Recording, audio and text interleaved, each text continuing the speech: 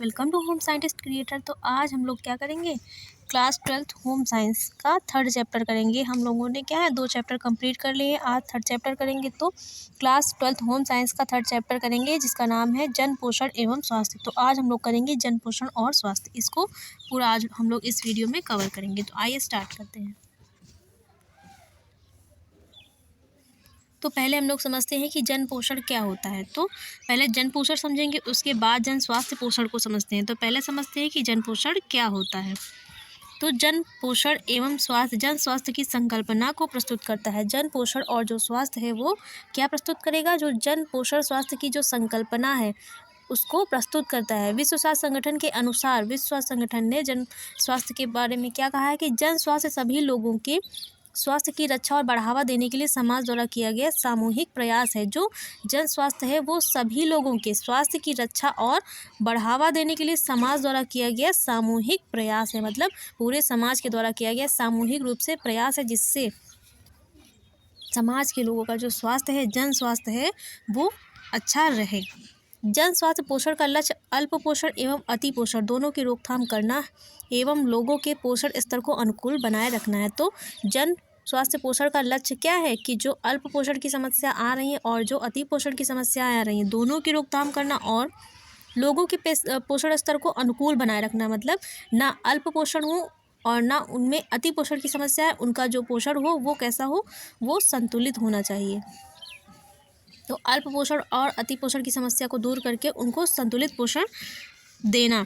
तो अल्प पोषण क्या होता है, जब किसी व्यक्ति को आवश्यकता से कम मात्रा में भोजन में पोषक तत्वों का अभाव होता है और उसे आवश्यकता से कम मात्रा में पोषक तत्व मिलते हैं, तो ऐसा पोषण अल्प पोषण कहलाता है। अति पोषण उसकी अल्प पोषण का और अति पोषण का मतलब होता है कि आवश्यकता से अधिक मात्रा में ग्रहण किए गए भोज्य पदार्थ या आवश्यकता से अधिक मात्रा में जब भोज्य पदार्थों या पोषक तत्वों का ग्रहण किया जाता है तो वो अति पोषण में आता है। तो दोनों ही नुकसानदायक होते हैं और इन दोनों से ही बीमारियां उत्पन्न होती हैं तो और समस्याएं सामने आती हैं। तो इसके लिए इन दोनों को रोकथाम करना जरूरी है और संतुलित पोषण को बनाए रखना है।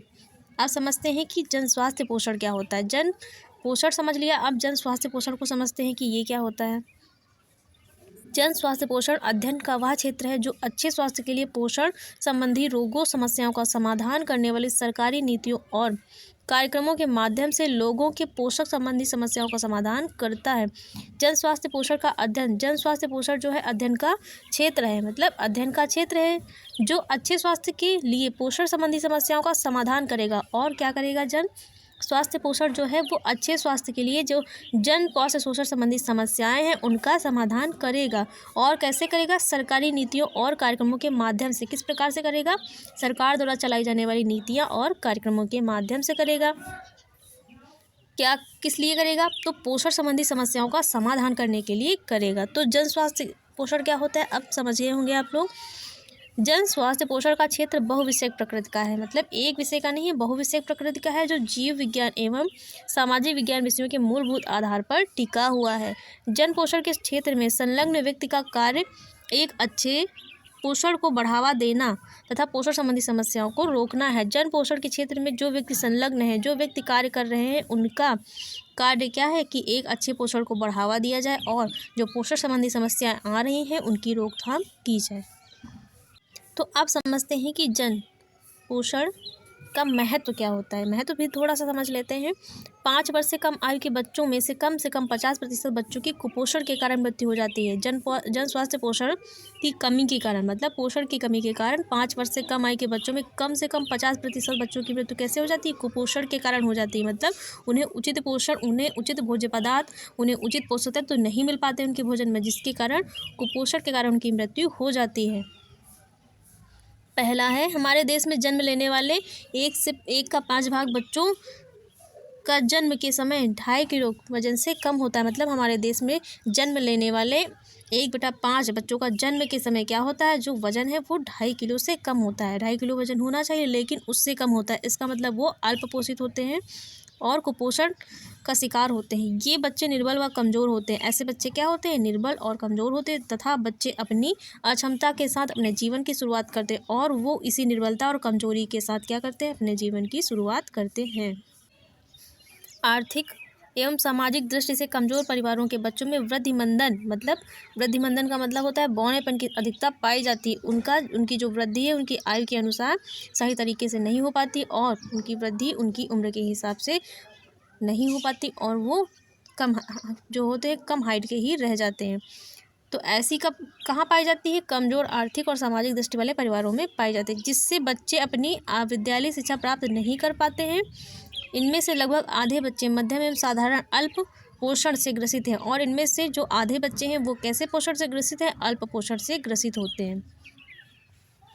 अत्यधिक संख्या में बच्चे और प्रौढ़ विभिन्न स्तरों पर सूक्ष्म पोषक तत्वों जैसे कि अत्यधिक स्तर पर जो बच्चे और प्रौढ़ हैं वो किससे ग्रसित होते हैं? सूक्ष्म पोषक तत्व। ऐसे पोषक तत्व जिनकी हमारे शरीर में बहुत ही कम मात्रा में, बहुत ही सूक्ष्म मात्रा में आवश्यकता होती है, तो ऐसे पोषक तत्वों की कमी से होने वाले रोगों से ग्रसित होते हैं। वो तत्व कौन से होते हैं? जैसे जिंक, लौह तत्व हो गया, विटामिन ए हो गया, विटामिन सी हो गया, विटामिन डी हो गया, iodine, folic acid, vitamin B12 की कमी से पीड़ित हैं।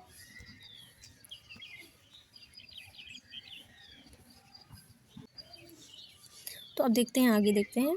ये शारीरिक यदि इन सारी समस्याओं का जो पोषण संबंधी समस्याएं उत्पन्न हुई, अगर इनका निदान नहीं किया गया, इनको नियंत्रित नहीं किया गया, तो ये शारीरिक वृद्धि के साथ साथ मानसिक एवं संज्ञानात्मक विकास को भी प्रभावित करेंगी। अगर इन कुपोषण संबंधी समस्याओं का निदान नहीं किया गया तो वो शारीरिक विकास के साथ साथ क्या करेंगी? बच्चों के मानसिक विकास को भी प्रभावित करेंगी और शारीरिक विकास उनका अच्छा तो होता ही नहीं है, साथ में उनका मानसिक विकास भी क्या हो जाएगा? बाधित हो जाएगा।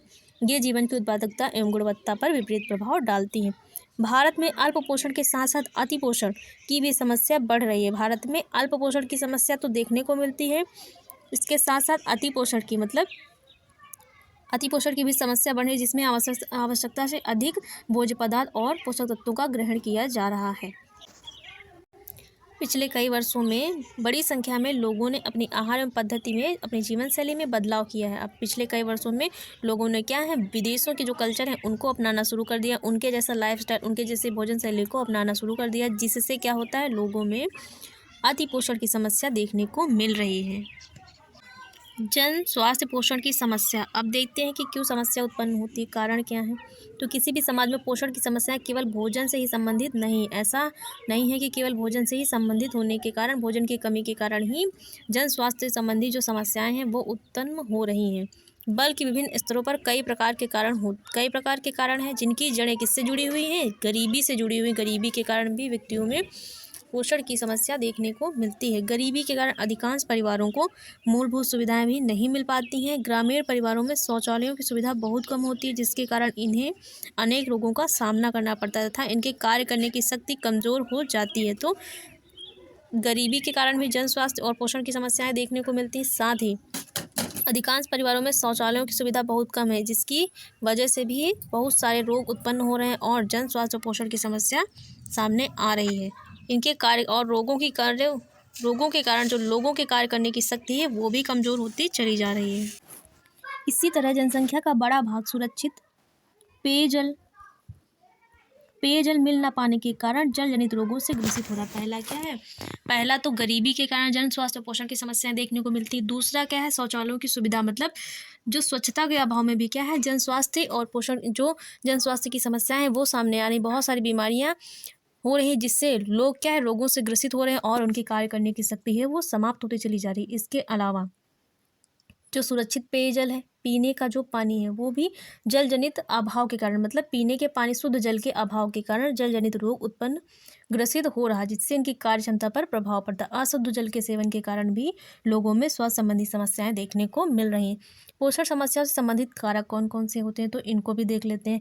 पहला है आर्थिक कारक, वित्तीय संसाधनों की उपलब्धता, मतलब आर्थिक कारकों की कमी के कारण पोषण संबंधी समस्याएं देखने को मिल रही हैं। कृषि नीति, उत्पाद विभिन्न खाद्य पदार्थों के मूल्य के कारण, जो कृषि नीति है और जो उत्पाद है उनका मूल्य क्या है, इतना ज़्यादा है कि गरीब लोग उसको ले नहीं पा रहे हैं और अपने भोज्य पदार्थों में सम्मिलित नहीं कर पा रहे हैं, अपने भोजन में सम्मिलित नहीं कर पा रहे हैं। स्वास्थ्य सेवाएं, देखभाल, उनकी उपलब्धता एवं उन तक पहुँच, सरकारी नीतियाँ, ये सब क्या है, समस्याएं हैं पोषण संबंधी। और राजनीतिक इच्छाशक्ति, सांस्कृतिक सामाजिक कारक, भारत में पोषण संबंधी समस्याएं कौन सी हैं, तो उनको भी देख लेते हैं। तो भारत में पोषण संबंधी समस्याएं, भारत में निम्नलिखित पोषण संबंधी समस्याएं, पहला है प्रोटीन ऊर्जा कुपोषण। तो ये बहुत इंपॉर्टेंट है, इसको देखते हैं। प्रोटीन ऊर्जा कुपोषण क्या होता है? प्रोटीन ऊर्जा कुपोषण, इसको PEM भी बोला जाता है। तो PEM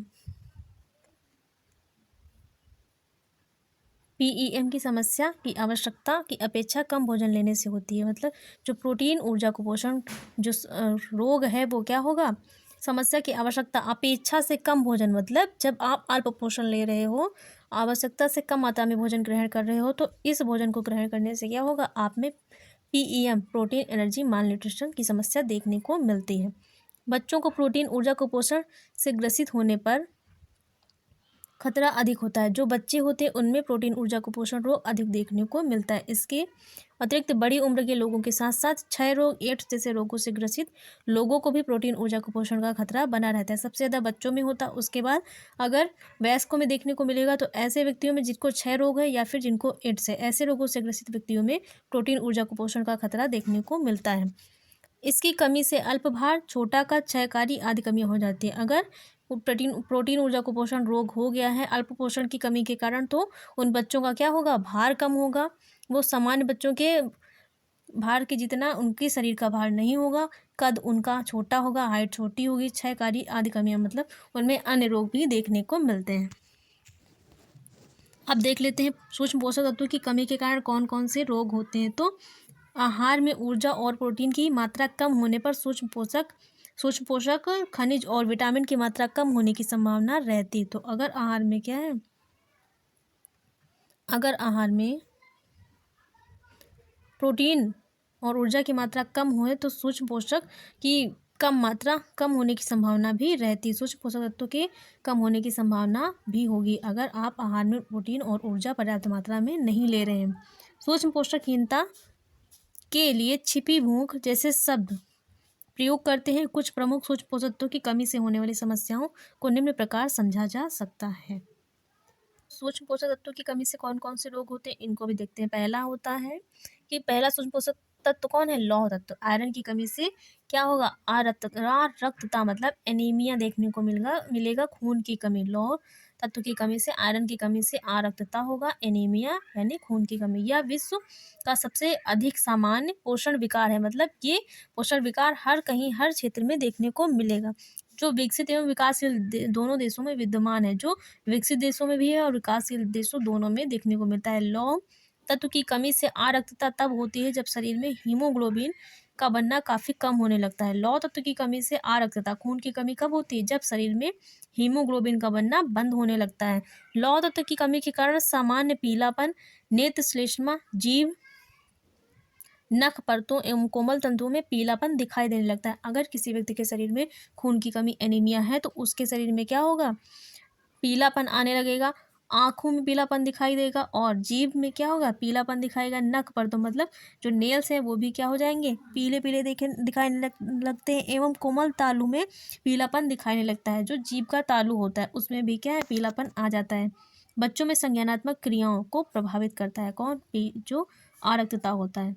ये लौह तत्व की कमी से होने वाला रोग है। अब अगला है विटामिन ए की कमी से कौन सा रोग होता है। तो विटामिन ए की कमी से कौन सा रोग देखने को मिलता है? रतौंधी, स्वास्थ्य उपकला, एपिथेलियम, सामान्य दृष्टि वृद्धि व रोग प्रतिरोधक क्षमता में विटामिन ए की आवश्यकता होती है। मतलब आंखों की रोशनी के लिए और आंखों के स्वास्थ्य के लिए क्या है? विटामिन ए की आवश्यकता होती है। सामान्य दृष्टि के लिए, वृद्धि और रोग प्रतिरोधक क्षमता को बढ़ाने के लिए भी विटामिन ए की आवश्यकता होती है।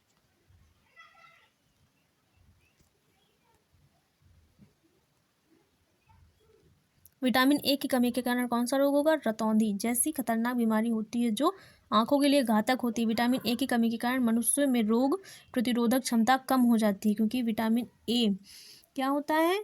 एंटीऑक्सीडेंट होता है और ये हमारे शरीर में रोगों से लड़ने की क्षमता भी प्रदान करता है तथा शारीरिक विकास में रुकावट पैदा होने लगती है विटामिन ए की कमी से।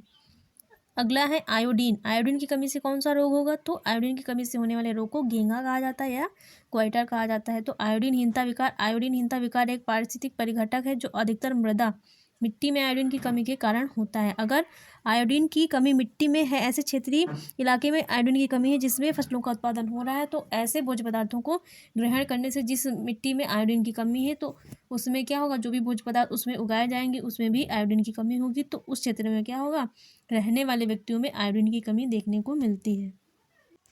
भारत के हिमालयी क्षेत्र जम्मू और कश्मीर से लेकर अरुणाचल प्रदेश, आंध्र प्रदेश, कर्नाटक, केरल, महाराष्ट्र एवं मध्य प्रदेश में आयोडीनहीनता विकार पाए जाते हैं। तो ऐसे कौन कौन से क्षेत्र हैं जहाँ पे आयोडीन की कमी पाई जाती है? तो जम्मू कश्मीर से लेकर अरुणाचल, मध्य प्रदेश, कर्नाटक, केरल, महाराष्ट्र, मध्य प्रदेश आयोडीनहीनता विकार ऐसे क्षेत्रों में पाए जाते हैं। आयोडीन की कमी के कारण थायराइड ग्रंथि द्वारा संश्लेषित थायराइड हार्मोन का पर्याप्त मात्रा में बनता है, मतलब जो थायराइड ग्रंथि से निकलने वाला हार्मोन है वो अपर्याप्त मात्रा में बनने लगता है। आयोडीनहीनता विकार विश्व की 13% जनसंख्या को प्रभावित करता है, साथ ही लगभग 30% जनसंख्या को इससे खतरा बना रहता है। तो सूक्ष्म पोषक तत्व की कमी से होने वाले रोग कौन कौन से हैं और वो तत्व कौन कौन से हैं, ये आप समझ चुके होंगे कि कौन कौन से उनकी कमी से कौन से रोग होते हैं। आप समझते हैं कि पोषण संबंधी समस्याओं का सामना करने के लिए सरकारी नीतियाँ, कौन से कार्यक्रम, सरकारी नीतियाँ पोषण संबंधी समस्याओं को रोकने के लिए चलाए गए हैं। तो वर्तमान केंद्र सरकार देश में पोषण समस्याओं के समाधान के लिए पर्याप्त प्रयास कर रही है। जो सरकार है वो पोषण संबंधी समस्याओं को दूर करने के लिए पर्याप्त प्रयास कर रही है। मार्च 2018 में राजस्थान के झुंझुनू जिले में केंद्र सरकार के पोषण अभियान या समग्र पोषण अभियान की शुरुआत करी गई। तो राजस्थान में 2018 में कौन से पोषण अभियान की शुरुआत करी गई है? तो राजस्थान में 2018 में झुंझुनू जिले में केंद्र सरकार के द्वारा पोषण अभियान या समग्र पोषण योजना की शुरुआत की गई है। कहाँ की गई? राजस्थान के झुंझुनू जिले में 2018 मार्च 2018 में। इस अभियान के अंतर्गत विभिन्न पोषण संबंधी योजनाओं के अभिसरण सुनिश्चित करके अल्प पोषण एवं अन्य संबंधी समस्याओं के स्तर को कम करने का लक्ष्य रखा गया। जो अल्प पोषण संबंधी समस्याएं और अन्य समस्याएं जो उत्पन्न हो रही हैं पोषण संबंधी, उनको कम करने का लक्ष्य रखा गया है। किस योजना के तहत? जो झुंझुनू जिले में समग्र पोषण योजना चली गई है मार्च 2018 को। पोषण अभियान का उद्देश्य आंगनबाड़ी सेवाओं के उपयोग में सुधार तथा उच्चतम कुपोषण के भार को कम करने के साथ देश के निहित जिलों में स्टंटिंग को कम करना। स्टंटिंग का मतलब होता है कि बौनेपन को कम करना, जिससे आंगनबाड़ी सेवा वितरण की गुणवत्ता, गर्भवती महिलाओं, माताओं, बच्चों के समग्र विकास एवं पर्याप्त पोषण को सुनिश्चित किया जा सके। तो पोषण अभियान को महिला एवं बाल विकास मंत्रालय ने प्रथम वर्ष में 315 जिलों में लागू किया, दूसरे वर्ष में 235 जिलों में और तीसरे वर्ष में शेष सभी जिलों में लागू कर दिया था।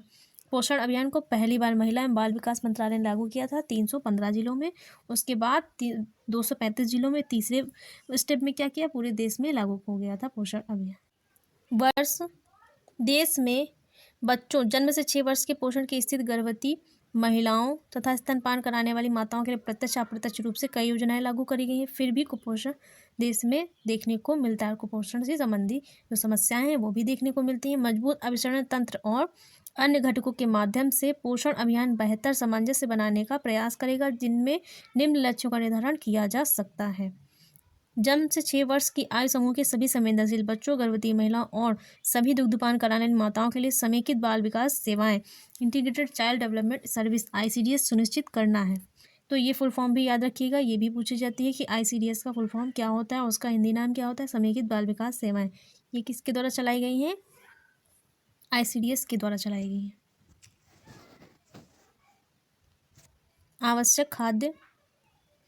आवश्यक खाद्य पदार्थों का पुष्टिकरण, मतलब नमक का आयोडीनीकरण करना, नमक का फोर्टिफिकेशन करना, वो भी किसके साथ? आयोडीन के साथ करना।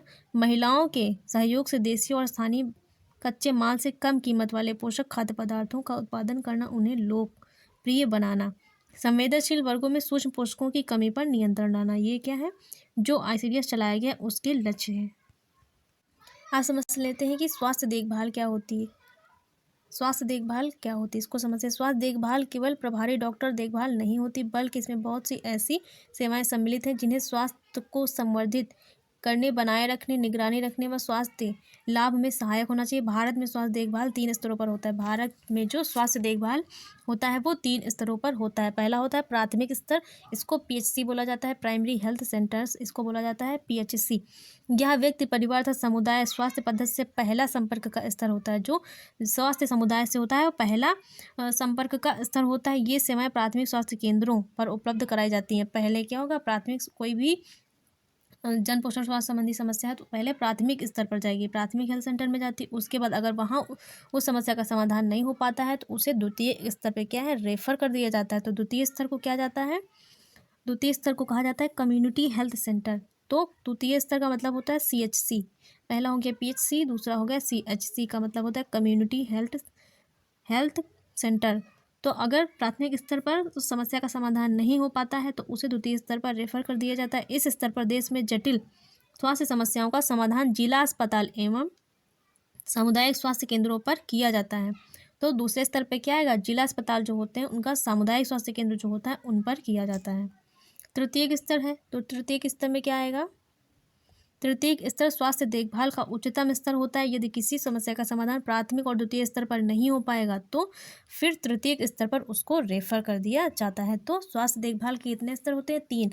पहले प्राथमिक पीएचसी, उसके बाद सीएचसी, उसके बाद तृतीयक स्तर जो होता है वो सबसे उच्च स्तर होता है।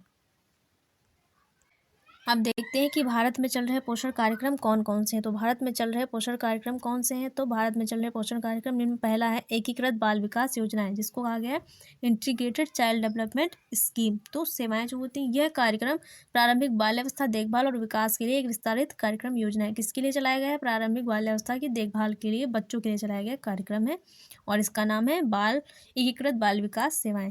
दूसरा है पोषणहीनता नियंत्रण कार्यक्रम।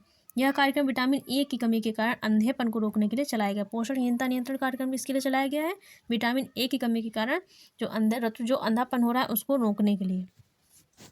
तीसरा है आहार पूरक कार्यक्रम। इसके अंतर्गत मध्याह्न भोजन कार्यक्रम क्रियान्वयन किया जा रहा है। मतलब इस योजना के तहत मिड डे मील जो दोपहर का भोजन है वो इस योजना के तहत चलाया जा रहा है। भोजन सुरक्षा कार्यक्रम, इस कार्यक्रम के तहत जन वितरण प्रणाली, अंत्योदय अन्न योजना, अन्नपूर्णा योजना, कार्य के बदले अनाज, राष्ट्रीय कार्यक्रम इत्यादि का क्रियान्वयन किया जा रहा है। किसके तहत, भोजन सुरक्षा कार्यक्रम के तहत। अब देखते हैं कार्य क्षेत्र क्या है। तो अब कार्य क्षेत्र को समझ लेते हैं, इतना हम लोगों ने अच्छे से समझ लिया है। अब कार्य क्षेत्र पे आते हैं। तो विश्व में परिवर्तित हो रहे स्वास्थ्य परिदृश्य ने जन पोषण विशेषताओं की चुनौतियों और अधिक जटिल कर दी है। जो जन पोषण विशेषज्ञों की चुनौतियां हैं वो और अधिक जटिल हो गई हैं। किसके, स्वास्थ्य के परिदृश्य से। जन पोषण विशेषज्ञ को सामुदायिक पोषण विशेषज्ञ भी कहते हैं। जन पोषण विशेषज्ञ का दूसरा नाम क्या है, सामुदायिक पोषण विशेषज्ञ है। कम्युनिटी न्यूट्रिशनिस्ट इसको भी कहते हैं। तो जो स्वास्थ्य संबंधी समस्या एवं बीमारी की रोकथाम की सभी कार्यनीतियों से परिचित होता है। जिसके पास क्या होगा, स्वास्थ्य संबंधी सभी समस्याओं और बीमारियों की रोकथाम संबंधी जितनी भी कार्यनीतियां होंगी उनसे वो परिचित होगा और उनका निवारण भी करना उसे आता होगा। जन पोषण विशेषज्ञ या सामुदायिक पोषण विशेषज्ञ निम्न परिस्थितियों में कार्य करता है। पहला क्या है, निम्न परिस्थितियों में कार्य करेगा। पहला, अस्पतालों द्वारा रोकथाम और संवर्धन तथा शिक्षा के लिए किए जाने वाले विस्तारित कार्यक्रमों में भाग लेने के रूप में। अस्पतालों द्वारा रोकथाम और संवर्धन तथा शिक्षा के लिए किए जाने वाले विस्तारित कार्यक्रमों में भाग लेने के रूप में। दूसरा, शैक्षिक योग्यता में विशेषज्ञता के आधार पर विभिन्न स्तरों पर राष्ट्रीय समेकित बाल विकास सेवाओं में भाग लेने के रूप में। तीसरा है, सरकार के समस्त विकासात्मक कार्यक्रमों, स्वयंसेवी संस्थाओं एवं अंतर्राष्ट्रीय संस्थाओं, यूनिसेफ, पोषण इंटरनेशनल, IFPRI इत्यादि में कार्य करने के रूप में। तीसरा है, सरकारी स्तर पर परामर्शदाताओं, सलाहकारों के रूप में अथवा नीति निर्धारण समिति के रूप में। अगला है, पोषण विशेषज्ञ अथवा विद्यालय स्वास्थ्य कार्यक्रमों के विद्यालय स्वास्थ्य परामर्शदाता के रूप में। तो ये क्या होते हैं, ये कार्य क्षेत्र होते हैं। अब कुछ जीविका के अवसर भी हम लोग देख लेते हैं कि इस क्षेत्र में जीविका के अवसर कौन कौन से हैं। तो अगर आप इस क्षेत्र में जाना चाहते हैं तो आपके लिए कौन कौन से अवसर हैं जीविका कमाने के लिए। तो इसमें क्या है, अस्पतालों में निवारक और सामाजिक चिकित्सा, जिसको बोला जाता है prevention and social medicine, PSM विभागों में सामुदायिक विशेषज्ञ बन सकते हैं आप। सरकार द्वारा संचालित पोषण कार्यक्रम, न्यूट्रिशन प्रोग्राम्स जैसे ICDS खाद्य पोषण बोर्ड में क्या है, आप कार्य कर सकते हैं। क्षेत्रीय, राष्ट्रीय एवं अंतर्राष्ट्रीय स्वयंसेवी संस्थानों में पोषण विशेषज्ञ के रूप में, वॉलंटरी ऑर्गेनाइजेशन जो हैं उसमें भी आप कार्य कर सकते हैं विशेषज्ञ के रूप में। परामर्शदाता के रूप में आप जीविका के अवसर के लिए कार्य कर सकते हैं। और स्कूलों, उद्योगों आदि संस्थानों में आहार विशेषज्ञ अथवा परामर्शदाता के रूप में भी आप कार्य कर सकते हैं। शिक्षण एवं शैक्षिक क्षेत्र में कार्य कर सकते हैं, अनुसंधान के क्षेत्र में कार्य कर सकते हैं। तो जीविका के बहुत सारे अवसर जन पोषण एवं स्वास्थ्य केंद्र के क्षेत्र में आपको देखने को मिलेंगे। कुछ इंपॉर्टेंट चीज़ें हैं, इनको भी समझ लेते हैं क्योंकि इनसे आपके एग्जाम में कुछ पूछा जा सकता है, इंपॉर्टेंट है तो कुछ चीज़ें आ सकती हैं, तो इसको भी समझ लेते हैं। निम्नलिखित शब्दों को समझाइए, मतलब ये जो शब्द दिए हैं इसका तात्पर्य समझना है आपको कि बौनापन क्या होता है, जन्म के समय कम भार वाला शिशु क्या होता है, IDD, क्षयकारी रोग कौन कौन से होते हैं, कुपोषण का दोहरा भार कौन सा होता है, मरासमस, क्वाशियोरकर, ये सब क्या होते हैं। तो इनको थोड़ा सा हम लोग समझ लेते हैं, बहुत ही कम शब्दों में समझेंगे लेकिन समझ लेते हैं, ये इंपॉर्टेंट है आप लोगों के लिए। बौनापन किसको कहा जाता है? बौनापन का मतलब होता है कुपोषण के कारण जब बच्चे शारीरिक वृद्धि रुक जाती है। कुपोषण के कारण जब बच्चे की शारीरिक वृद्धि रुक जाएगी, वो जितनी हाइट उसकी होनी चाहिए, नॉर्मल बच्चे की हाइट जितनी होनी चाहिए उतनी नॉर्मल बच्चे के बराबर ना हो और उससे कम हो, मतलब वो अपनी उम्र के अनुसार लंबाई उसकी कम हो, तो ऐसा व्यक्ति क्या होगा, उसकी शारीरिक वृद्धि पहले ही रुक जाए, वृद्धि ना हो पाए पूरी तरीके से, ऐसा जो ऐसा स्वास्थ्य होगा वो क्या होगा, ऐसा व्यक्ति बौनेपन का शिकार हो जाता है और इसके कारण वयस्क होने पर उसके शरीर का कद कैसा रह जाता है, छोटा रह जाता है। कुपोषण की इस समस्या को बौनापन कहते हैं, जिसमें व्यक्ति का जो कद है वो सामान्य से कम होता है। इस प्रकार बौनापन तब होता है जब शरीर की ऊंचाई आयु के अनुरूप उपयुक्त ऊंचाई से कम होती है। जब शरीर की ऊंचाई आयु के अनुरूप उपयुक्त ऊंचाई से कम होगी तो ऐसी स्थिति में बौनापन देखने को मिलता है।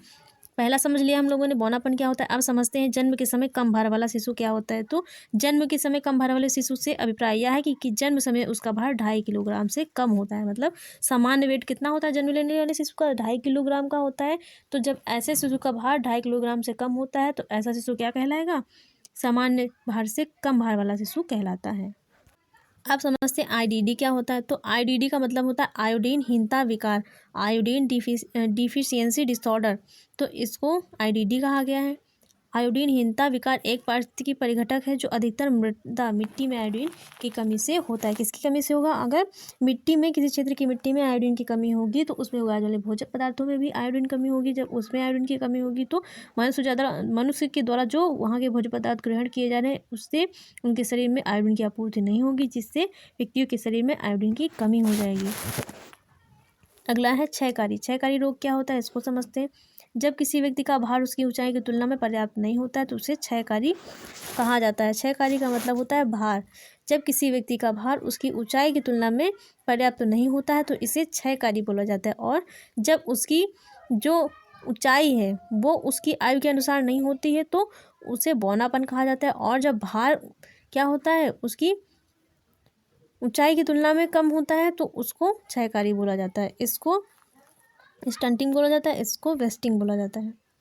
सामान्यतः कुछ पोषक तत्वों की कमी के कारण शरीर की मांसपेशियों के ह्रास अथवा पर्याप्त विकास न होने के कारण क्षयकारी स्थिति उत्पन्न होती है। क्यों उत्पन्न होगी, शरीर की मांसपेशियों के ह्रास और पर्याप्त विकास न होने के कारण क्षयकारी स्थिति उत्पन्न होती है। तो ये सारे शब्द आपको समझ आ गए होंगे। अब समझते हैं कि दोहरा कुपोषण क्या होता है। दोहरा कुपोषण क्या होता है इसको भी समझ लेते हैं। तो इसका आशय कुपोषण के दोनों रूपों अल्पपोषण एवं अतिपोषण का होना है, मतलब ऐसा शिशु जिसमें अल्पपोषण और अतिपोषण दोनों कुपोषण की समस्याएं देखने को मिलेंगी। निर्धनता एवं अन्य कारणों से लोगों को आवश्यक पोषक तत्व नहीं मिल पाते, जिसके कारण वे अल्पपोषण का शिकार हो जाते हैं। जबकि इसके साथ साथ अल्पश्रम, निम्न शारीरिक गतिविधियों एवं अधिक आहार के सेवन के कारण लोगों में अतिपोषण के लक्षण दृष्टिगोचर होने लगते हैं। ऐसे में कहा जा सकता है कि हमारा देश भारत कुपोषण का दोहरा भार उठा रहा है, मतलब भारत में क्या है, अल्पपोषण और अतिपोषण जब दोनों कुपोषण की समस्याएं देखने को मिल रही हैं, इसका मतलब हमारा देश क्या है, दोहरा कुपोषण का भार उठा रहा है। दोनों कुपोषण संबंधी समस्याएं, दोनों प्रकार की समस्याएं देखने को मिल रही हैं। इसके बाद है मैरास्मस। क्या होता है, मैरास्मस को भी समझते हैं। यह गंभीर कुपोषण का एक रूप है जो पर्याप्त भोजन एवं ऊर्जा की कमी को दर्शाता है। इस रोग से ग्रसित बालकों का शरीर कैसा हो जाता है, सूख जाता है। वे स्वभाव से चिड़चिड़े एवं गुस्सैल हो जाते हैं। सामान्यतः जन्म के उपरांत माँ का दूध समय अनुसार न मिल पाने एवं आयु के साथ साथ बढ़ती पोषण तत्वों की आवश्यकता पूरी न हो पाने के कारण यह खतरनाक रोग हो जाता है। कौन सा रोग, मैरास्मस। लगभग 15 वर्ष की अवस्था के बालकों में इस रोग होने की संभावना सबसे अधिक होती है। क्यों? किशोरावस्था में मतलब 15 वर्ष तक के बालकों में ये रोग अधिक देखने को मिलता है। कौन सा? मैरास्मस। इसकी कमी से होगा? प्रोटीन और ऊर्जा की कमी से होता है। सबसे ज़्यादा प्रोटीन की कमी को देखने को मिलता है। जो मैरास्मस रोग है वो किसकी कमी से होगा? भोजन में ऊर्जा की कमी से सबसे ज़्यादा देखने को मिलता है। तो मैरास्मस रोग किसकी कमी को दर्शाता है? ऊर्जा की कमी को दर्शाता है। आज समझते हैं कि क्वाशियोरकार क्या होता है, इसको भी समझ लेते हैं। मैरास्मस समझ लिया, ऊर्जा की कमी से होगा। क्वाशियोरकार किसकी कमी से होता है? तो क्वाशियोरकार जो होता है वो विशेषकर प्रोटीन की कमी से होता है। मैरास्मस ऊर्जा की कमी से होता है। प्रोटीन की कमी से उत्पन्न स्थिति क्वाशियोरकार कहलाते हैं। यह रोग सामान्यतः 1 से 5 वर्ष की आयु में ऐसे बालकों को अधिक होता है जिनके आहार में प्रोटीन एवं कैलोरी की कमी होती है। कैसे बालकों में होगा? ऐसे बालकों में होगा जिनके आहार में प्रोटीन और कैलोरी की कमी होगी। तो ऐसे बालकों में क्या होगा? क्वाशियोरकार रोग देखने को मिलता है। इस रोग से ग्रसित बालक का चेहरा, पैर, हाथ सूज जाते हैं और मैरास्मस में क्या होगा? सूख जाएंगे, लेकिन वो बालक कैसा हो जाएगा? दुबला पतला, बहुत दुबला पतला हो जाएगा, सूख जाएगा। लेकिन क्वाशियोरकार में क्या हो जाए? वो सूज जाते हैं, मतलब उनमें स्वेलिंग आ जाती है और बालक का चेहरा कैसा हो जाएगा? सूजा सूजा सा लगता है और बहुत भरा भरा सा लगेगा। पेट में सूजन आ जाती है, पैरों में सूजन आ जाती है, चेहरे में सूजन आ जाती है। क्वाशियोरकार में क्या होगा? क्वाशियोरकार में सूज जाता है और जो मैरास्मस होता है उसमें जो शरीर है वो सूख जाता है, बालक बहुत दुबला पतला हो जाता है। तो ये दोनों अंतर है इसमें रोगों में। समुदाय लोगों का एक ऐसा विशिष्ट समूह होता है जिसमें कुछ सामान्य विशेषताएं पाई जाती हैं, जैसे एक तरह की भाषा, एक ही सरकार, एक जैसी स्वास्थ्य समस्याएं। तो ऐसा जो क्षेत्रीय समूह होता है वो क्या कहलाता है? समुदाय कहलाता है, जिसमें एक तरीके की भाषा, एक तरीके की विशेषताएं और एक ही तरीके की स्वास्थ्य संबंधी समस्याएं देखने को मिलती हैं। तो ऐसा क्षेत्र समुदाय के अंतर्गत आता है।